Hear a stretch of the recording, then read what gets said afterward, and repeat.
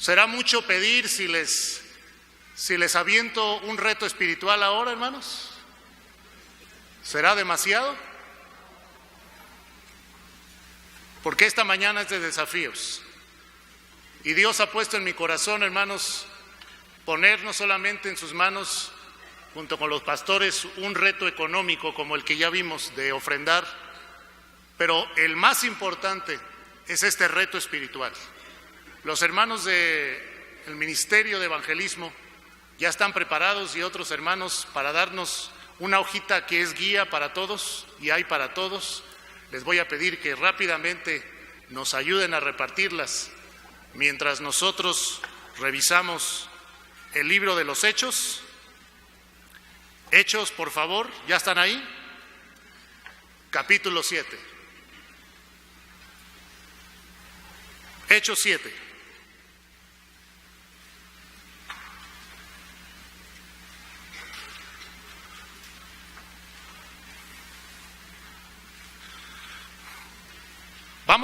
Vamos a irnos al capítulo 6, versículo 8, unos versículos antes para tomar contexto. ¿Ya lo tiene? Cuando reciba su hojita de guía, dóblela a la mitad, por favor. Va a ser más manejable. Gracias a los hermanos del Ministerio de Evangelismo por ayudarme a repartir estas hojas de estudio. Dice Hechos 6:8, y Esteban, lleno de gracia y de poder, hacía grandes prodigios y señales entre el pueblo. Entonces se levantaron unos de la sinagoga llamada de los libertos y de los de Cirene, de Alejandría, de Cilicia y de Asia, disputando con Esteban. Pero no podían resistir a la sabiduría y el espíritu con que hablaba.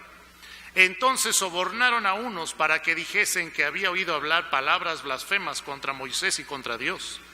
Y soliviantaron al pueblo, a los ancianos y los escribas, y arremetiendo le arrebataron y le trajeron al concilio. Y pusieron testigos falsos que decían: este hombre no cesa de hablar palabras blasfemas contra este lugar santo y contra la ley.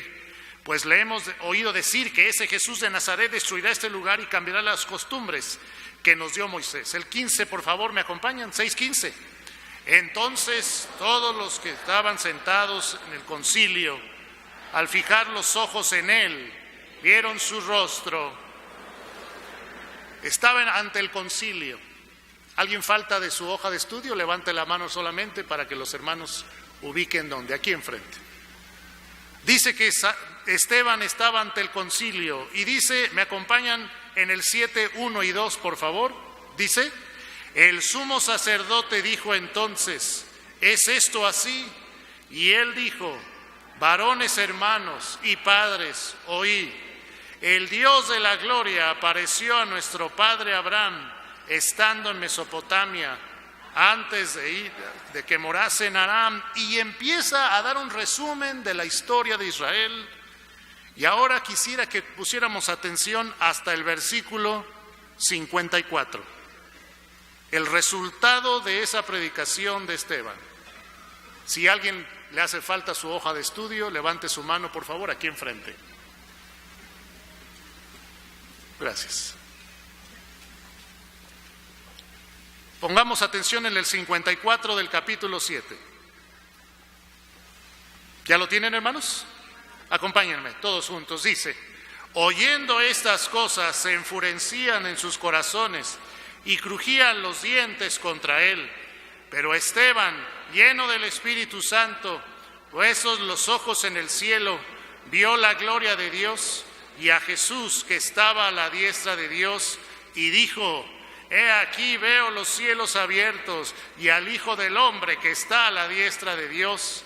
Entonces ellos, dando grandes voces, se taparon los oídos y arremetieron a una contra él, y echándole fuera de la ciudad le apedrearon, y los testigos pusieron sus ropas a los pies de un joven que se llamaba ¿cómo? Saulo. De la historia de Saulo quisiera compartirles, hermanos, 5 realidades.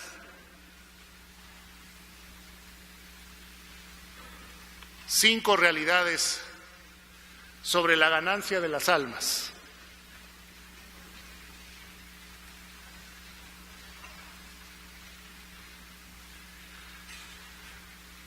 Cinco realidades. Espero que en un momento aparezca aquí la presentación.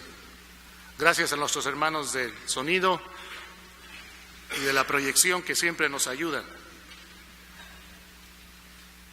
Esteban está predicando un sermón tremendo. En esta época, cuando estamos leyendo Hechos 7, la iglesia de Jerusalén, los primeros cristianos, la iglesia que se le ha llamado primitiva, prefiero decirle la iglesia primera, estaba creciendo. Habían sido salvos primero 3,000 personas y luego habían sido otros 5,000, se habían agregado a seguir al Señor. Había muchas bendiciones, tanto que dice que había una generosidad tan preciosa que juntaban sus posesiones y las repartían a cada uno según la necesidad, y que perseveraban en la oración, unánimes, compartiendo el pan, y que no había necesitado entre ellos. Un verdadero comunismo bíblico, si así le podemos llamar, de la generosidad. Había un movimiento tremendo de los corazones que estaban buscando al Señor. Sin embargo, en ese tiempo de gran bendición y avance, la oposición pues también vino. De parte de líderes religiosos empezaron a molestar a los apóstoles, empezaron a molestar a la iglesia, empezaron a atacarlos. No cabe duda, hermanos, que siempre que las cosas van bien en nuestra vida, siempre que las cosas van bien en nuestra iglesia o en nuestra familia, tarde o temprano se va a presentar la oposición y tenemos que prepararnos para eso. Hoy hablamos de una preciosa noticia de que pudimos adquirir ya ese terreno para el centro de desarrollo. Pero preparémonos por si dentro de una semana se presenta oposición, porque el avance de la obra de Dios no se da sin oposición. Esa es la realidad. Así que ellos estaban avanzando, Dios los estaba bendiciendo, pero empezaron a tener oposición. Y entonces Esteban predica con firmeza, como ya lo vimos, y las personas, acusándolo falsamente, aquellos hombres llegan y lo empiezan a apedrear después de que él predica, haciéndoles ver su corazón endurecido de aquellos hombres religiosos. Lo empiezan a apedrear, lo juzgan por el dicho de falsos testigos, y entonces Esteban se convierte en el primer mártir. Y aparece en la escena un joven llamado Saulo, que guardó las ropas de aquellos que se las habían quitado para tener más libertad de arrojar esas piedras sobre la cara, sobre el rostro, sobre el cuerpo y matar a Esteban. Pero mire lo que dice el 59, por favor. Y apedreaban a Esteban mientras él invocaba y decía: Señor Jesús, recibe mi espíritu. Y puesto de rodillas, clamó a gran voz. ¿Qué clamó Esteban, hermanos? ¿Lo pueden leer? Señor, no les tomes en cuenta este pecado. Y habiendo dicho esto, no dice murió, dice durmió, porque para los creyentes en Cristo Jesús la muerte es un sueño, es un dormir.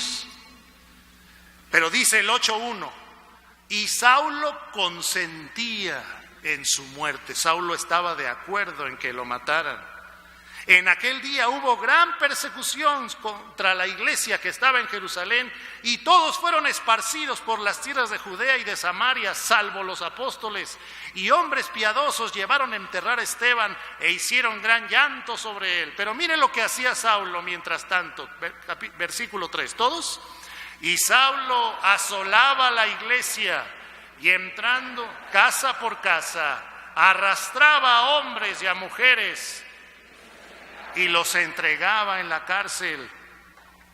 Pero los que fueron esparcidos, dice, iban por todas partes anunciando el evangelio. Y luego da el ejemplo de uno, de Felipe, que también anunció el evangelio. Pero dice que Saulo asolaba la iglesia. ¿Qué significa asolar? Asolar es destruir, arrasar, dejar así a pleno sol las edificaciones. Saulo estaba decidido a hacer. Este joven estaba determinado a asolar el camino, así llamado, la iglesia del Señor.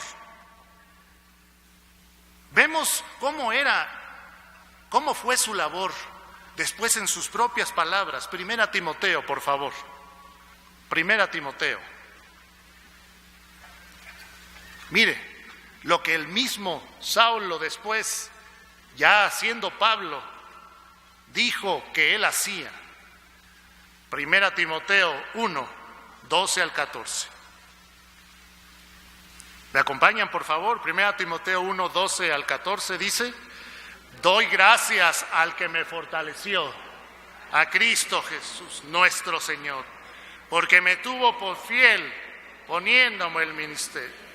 Habiendo yo sido antes blasfemo, perseguidor e injuriador, mas fui recibido a misericordia, porque lo hice por ignorancia, en incredulidad. Pero la gracia de nuestro Señor fue más abundante con la fe y el amor. Saulo, o sea, Pablo, está recordando lo que él era.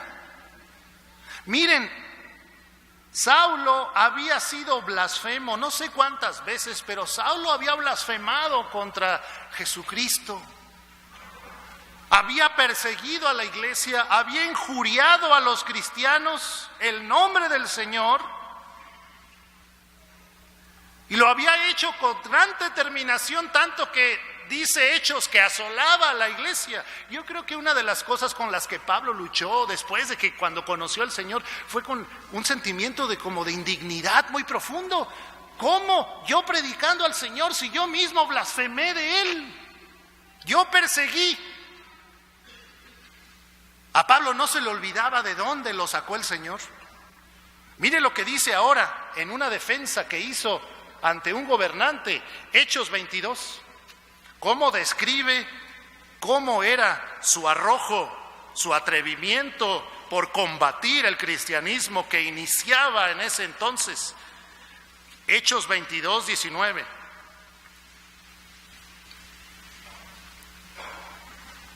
¿Me acompañan, por favor?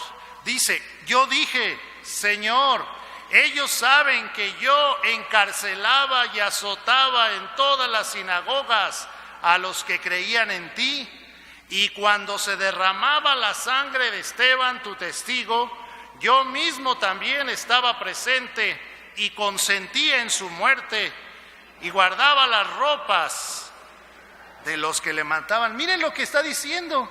Dice: yo encarcelaba, quién sabe a cuántos. Saulo jaló y encarceló, y dice que los azotó en las sinagogas. Tomaba el látigo y los azotaba. Cristiano, a ver, arrepiéntete. Era un perseguidor implacable. Y más, da más detalles en otra defensa que tuvo. 26, por favor. 26:4, capítulo 26, versículo 4, ante Agripa. Pablo se defiende y habla de su pasado otra vez, y miren cómo lo describe. Dice 26:4: mi vida pues desde mi juventud, la cual desde el principio pasé en mi nación en Jerusalén, la conocen todos los judíos, los cuales también saben que yo desde el principio, si quieren testificarlo conforme a la más rigurosa secta de nuestra religión, viví que era un fariseo estricto. Y miren el versículo 9.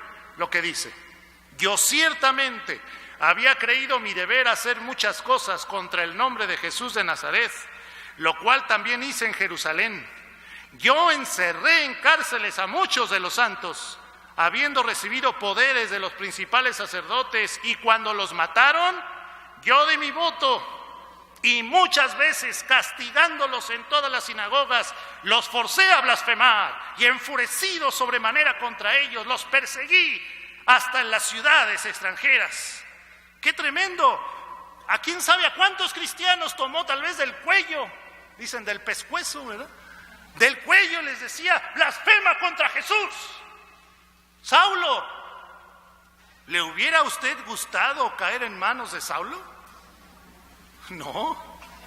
Era implacable, los forzaba a blasfemar. Fue uno de los opositores más férreos del cristianismo, tanto que iba y los metía a la cárcel. Y en eso estaba pasado el tiempo, no sabemos cuánto tiempo, pero estuvo haciendo eso hasta que se atrevió incluso a salir de Judea e ir a Damasco a buscar a más cristianos. Mire lo que dice Hechos 9.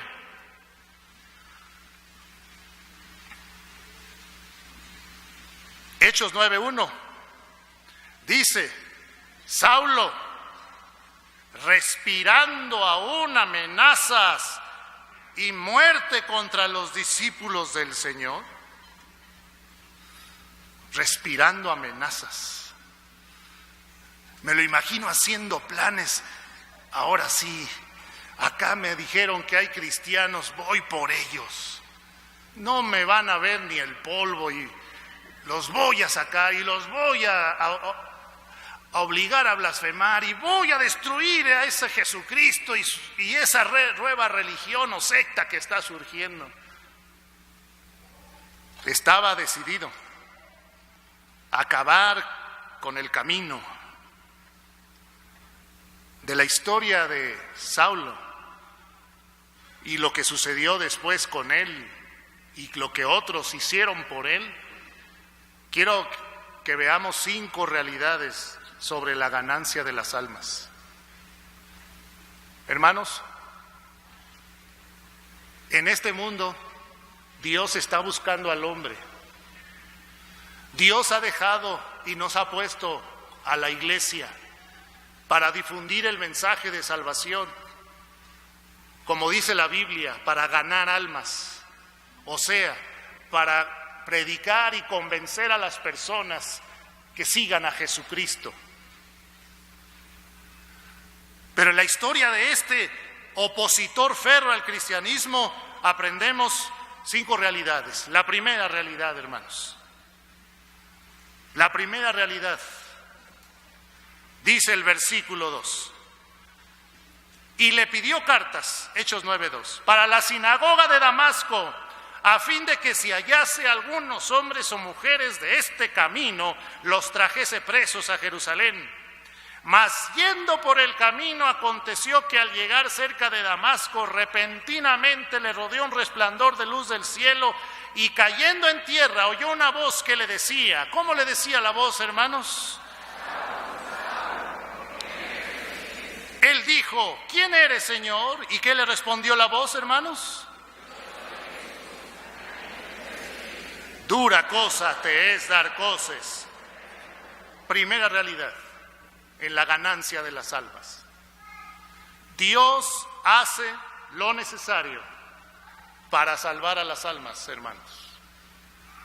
Dios está haciendo lo necesario para salvar a las almas.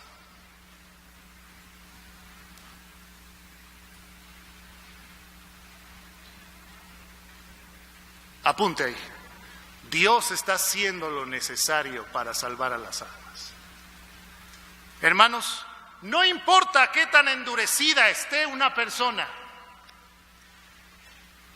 no importa cuánto haya blasfemado contra Dios, no importa qué tanto desinterés esa persona haya tenido o esté teniendo a la palabra de Dios, Dios está obrando actualmente y va a obrar para la salvación de cada persona.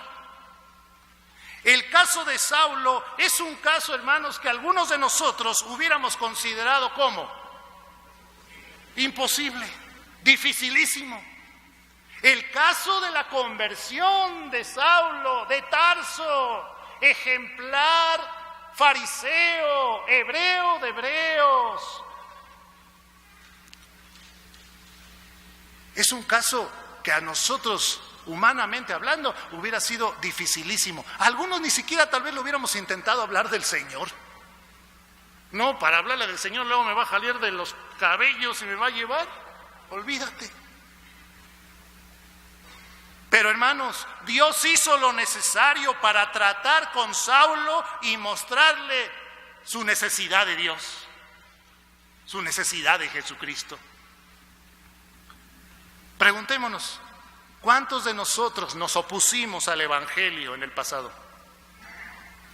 Antes de ser salvos, ¿cuántos de nosotros nos opusimos? ¿Cuántos fuimos duros? Acuérdese que cuando nos hablaban del Señor, los criticábamos, los corríamos de la casa, incluso nuestros propios familiares que venían y nos hablaban del Señor, hasta nos burlábamos de ellos tal vez. ¿Cuántos de nosotros recordamos el desinterés de las cosas de Dios que teníamos? No nos interesaban las cosas, estábamos en nuestros planes, en nuestros proyectos, y luego alguien llegaba a hablarnos del Señor, y luego si era un desconocido, no me interesa, gracias. O nos daban un folleto y lo rompíamos. ¿Cuántos de nosotros recordamos nuestra confusión en nuestro andar sin Cristo y cómo tomábamos una y otra decisión total de que no nos interesaba? Algunos fueron duros, hasta que de alguna manera Dios trató con nosotros. ¿No es así? A través de un fracaso, a través de un conflicto familiar, a través de un accidente, no lo sé. Dios tiene muchas maneras de tratar con el hombre. A través de todo eso, Dios nos mostró nuestra gran necesidad de Él.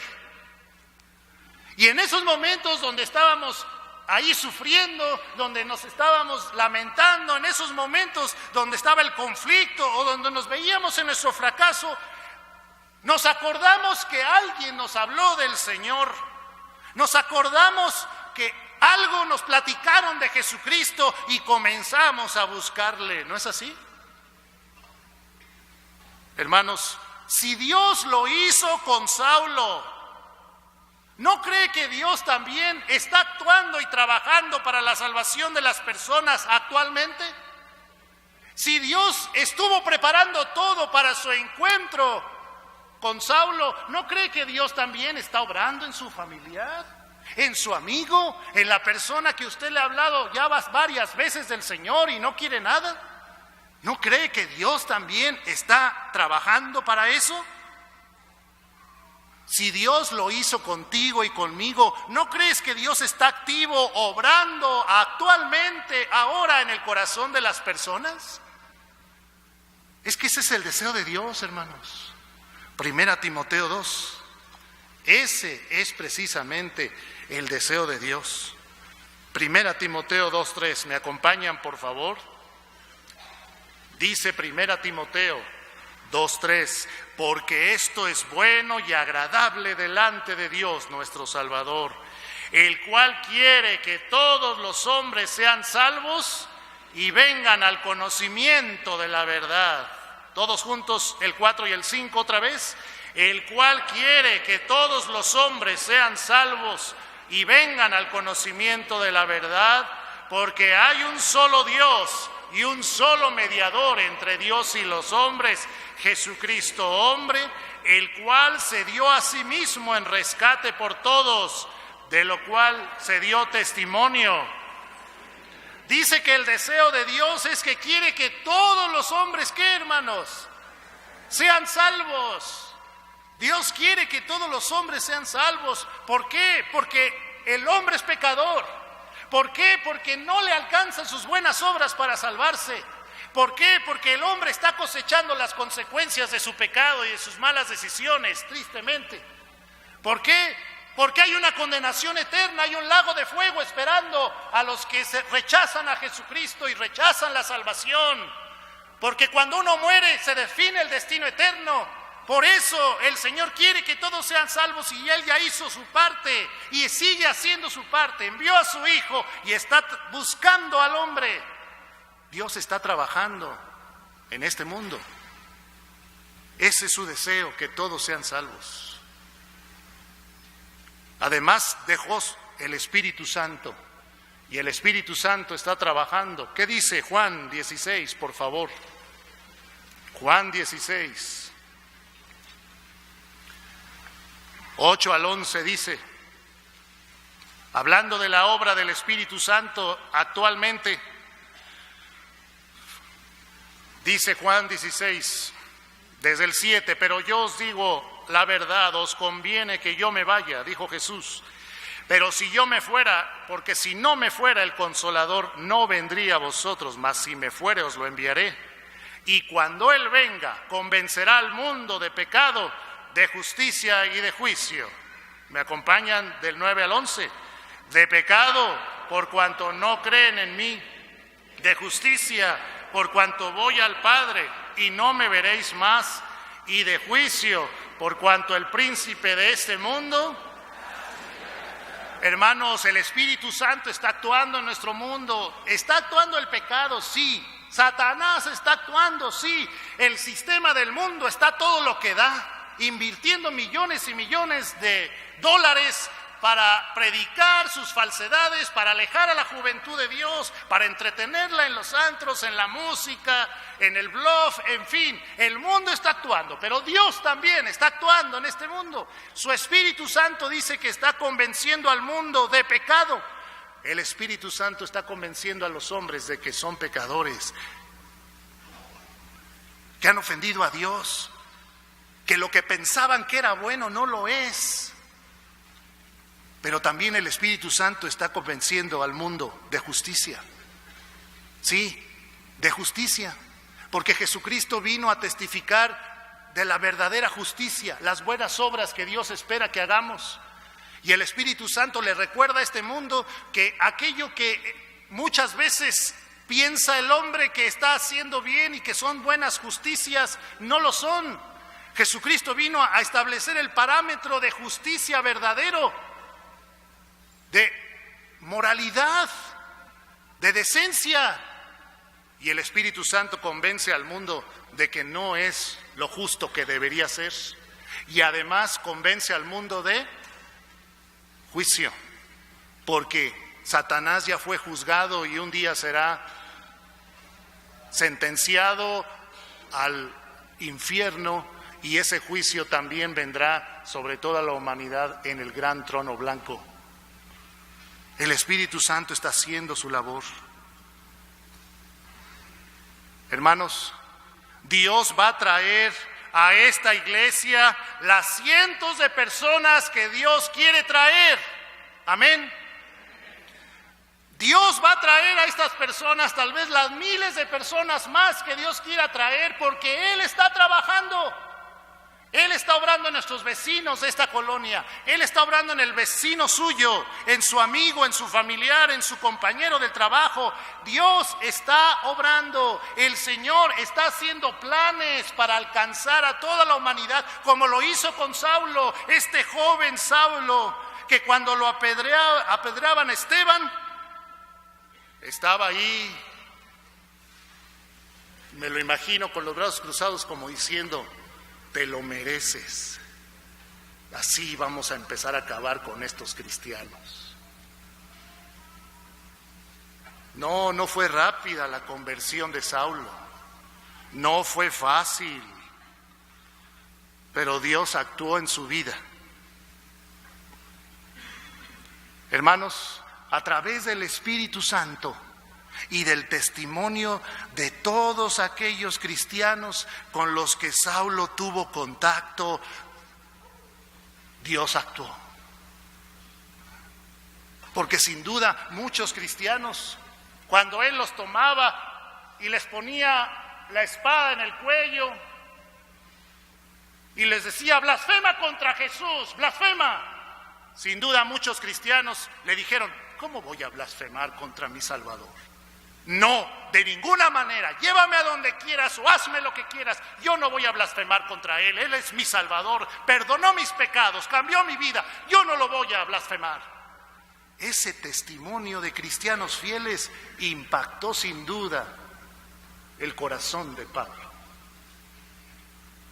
Todo lo que escuchó él acerca de lo que predicaban los del camino obró en su vida. Obró en su mente. Hermanos, los cristianos no se detuvieron a hablar de Cristo porque Pablo los estaba persiguiendo. Como tampoco nosotros debemos detenernos de hablar de Cristo porque alguien no quiera. No te detengas, hermano, de compartir el evangelio porque ya te rechazó este o ya te rechazó aquel. Ve con otras personas y háblale a otros. Por eso vemos aquí cómo es que la iglesia fue esparcida y ¿qué iban haciendo? Lamentándose, ay, no quiere nadie aceptar a Cristo, a nadie le puedo decir. No, iban difundiendo el evangelio. La persecución hasta sirvió para que el evangelio se difundiera más. Hermanos, Dios está actuando a través de su palabra. Dios está actuando a través de los miles de verdaderos cristianos en el mundo. Aunque se llamen pentecosteses, presbiterianos, metodistas, si son verdaderos creyentes, si predican la salvación por gracia, ellos son creyentes y Dios está actuando por medio de ellos en todo el mundo. Y el Espíritu Santo está obrando y su palabra está siendo difundida por muchos cristianos verdaderos, fieles. Aunque parezca, hermanos, que las personas son muy duras, aunque parece que nunca se van a salvar ciertas personas, recuerde esto: Dios está haciendo lo necesario para salvar a las almas y lo seguirá haciendo. Tenga confianza en eso y haga su labor.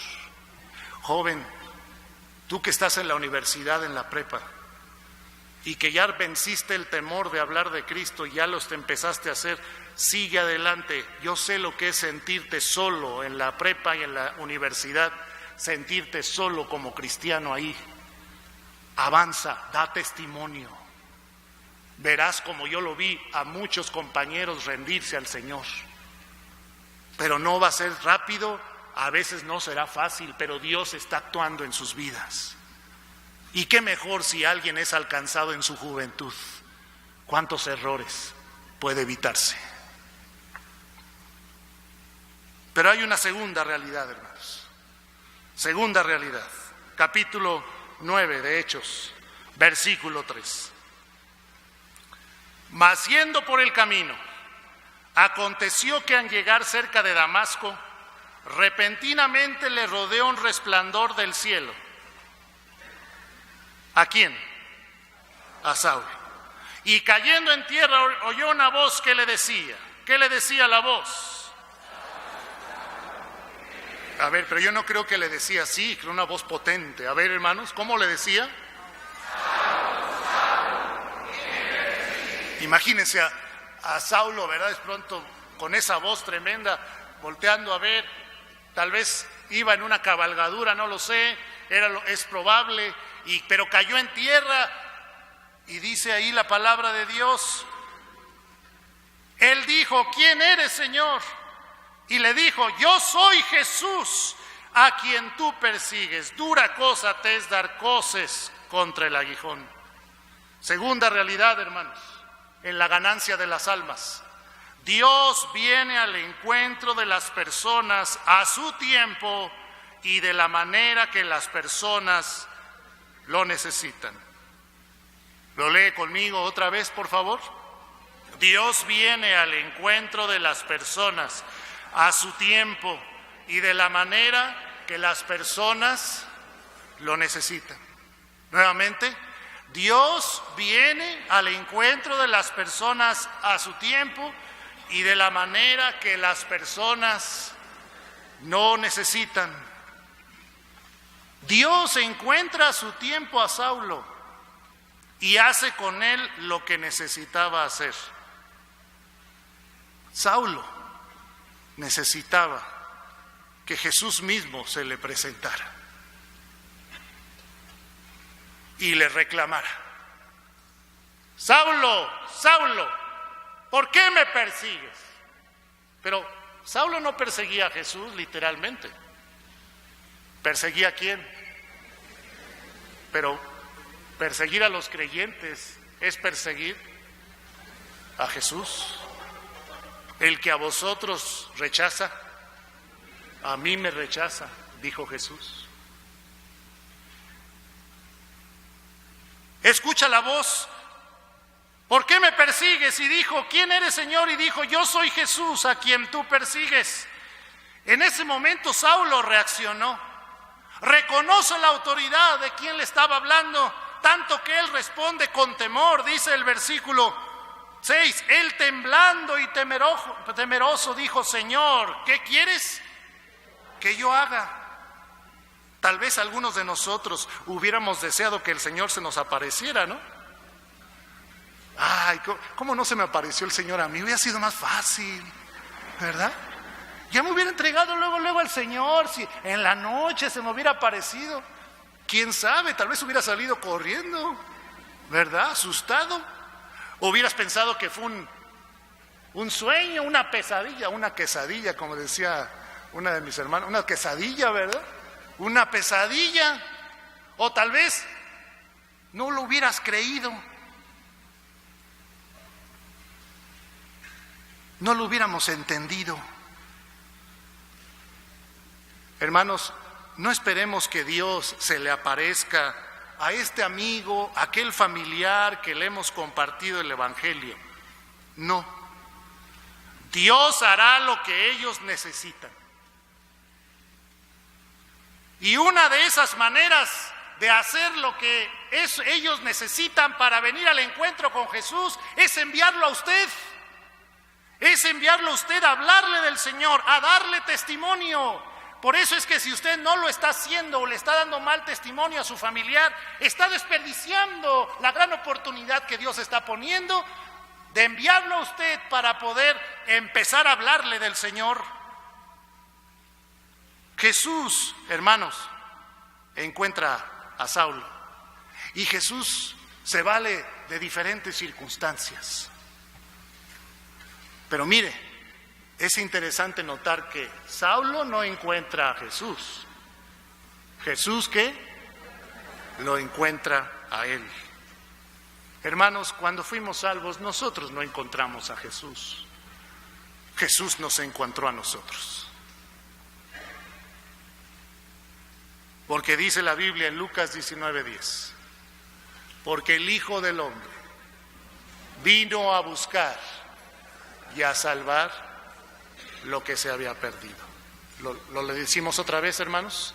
Porque el Hijo del Hombre vino a buscar y a salvar. Y eso es una labor constante. El Señor está en una búsqueda constante del hombre. Vino a buscar y a salvar lo que se había perdido. ¿Quiénes se había perdido? Nosotros, el hombre se había perdido, está perdido y el Señor lo está buscando. Qué bonita es la pregunta que Saulo le hace a Jesús. Por favor, versículo 5, la leemos juntos. Y él dijo: ¿quién eres, Señor? Yo soy Jesús a quien tú persigues. Dura cosa te es dar coces, ¿verdad? ¿Quién se lastima cuando uno le da una patada a algo puntiagudo? ¿El fierro o uno? Pues uno se lastima, ¿verdad? Como la broma que le hacemos a los jóvenes cuando llegan y nos hacen así, le decimos: no te vayas a lastimar, ¿eh?